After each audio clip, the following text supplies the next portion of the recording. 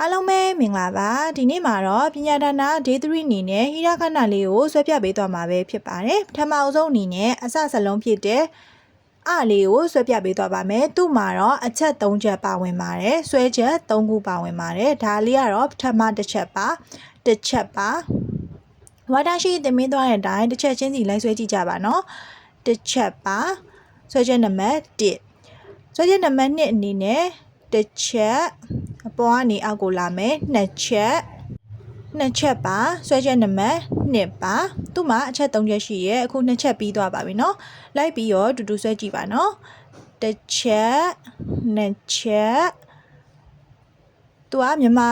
8ကနန်းလေးနဲ့တူပါတယ်8လေးလိုမျိုးပါ3ချက်ပါဆွဲချက်နံပါတ်3ပါကဲအစအနေပြန်ဆွဲကြည့်မယ်เนาะတစ်ချက်နှစ်ချက်3ချက်ပါဆွဲချက်နံပါတ်3ခုရှိရဲ့ဟိရခဏအပါအလို့ခေါ်ပါတယ်တစ်ချက်နှစ်ချက်3ချက်အလို့ခေါ်ပါတယ်တစ်ချက်နှစ်ချက်3ချက်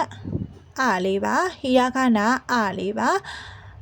ဟိရခဏမှာသူ့မှာ46လုံးစုစုပေါင်း46လုံးရှိရပေါ့နော်ဒါကတော့ပထမစလုံးဖြစ်တဲ့အလေးကိုဝါတာရှိဆွဲပြနေရဖြစ်ပါတယ်ဝါတာရှိနဲ့တူတူလိုက်ပြီးတော့ဆွဲကြည့်ပါနော်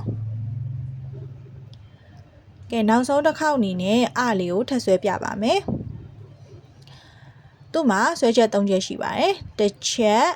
နှစ်ချက်3ချက်အပါဟိရခဏအလေးပါနောက်နေ့တွေမှာလည်းကြန့်ရှိရဲ့ဟိရခဏလေးတွေကိုဆွဲပြပေးသွားမှာဖြစ်လို့ဝါတာရှိရဲ့ channel လေးကို like and follow လေးလုပ်ပေးခဲ့ပါ